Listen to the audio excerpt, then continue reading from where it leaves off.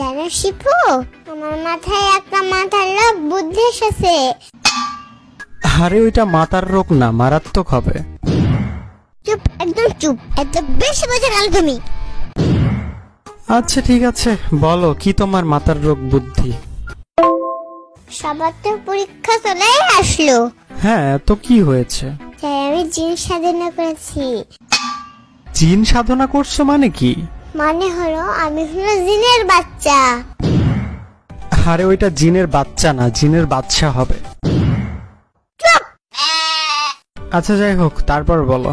আমার কাছে একটা পিঙ্ক কালারের জিন আছে, দেখতে যেমন সুন্দর কাজেও তেমন সুন্দর। পিঙ্ক কালারেরও যে জিন থাকে এটা ফার্স্ট শুনলাম। শুধু পিঙ্ক কালার না, লাল নীল হলুদ সব কালার আছে। আচ্ছা ঠিক আছে বুঝলাম, কিন্তু তুমি পিঙ্ক কালারের জিন দিয়ে কি করো? আমি জিন ভাড়া দিই। কাদের? যাদের পরীক্ষা থাকে তাদের ভাড়া করে দিই।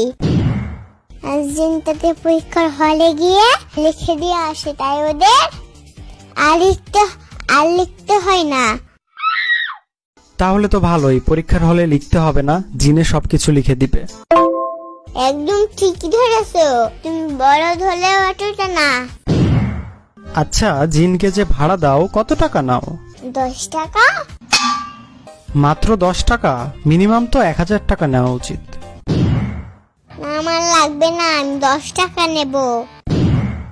আচ্ছা, এই জিন ছাড়া পরীক্ষায় পাশ করার আর কোনো উপায় নাই?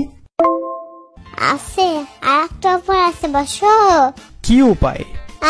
আশেপাশে ভালো ছাত্র থাকলে পা ধোয়া পানি খেতে হবে।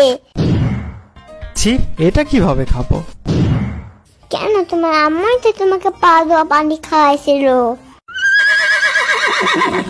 কিন্তু বেচারা তারপরে পাস করতে পারেনি, মনে হয় পা ধোয়া পানির জায়গায় মুতো ধোয়া পানি খেয়েছিল।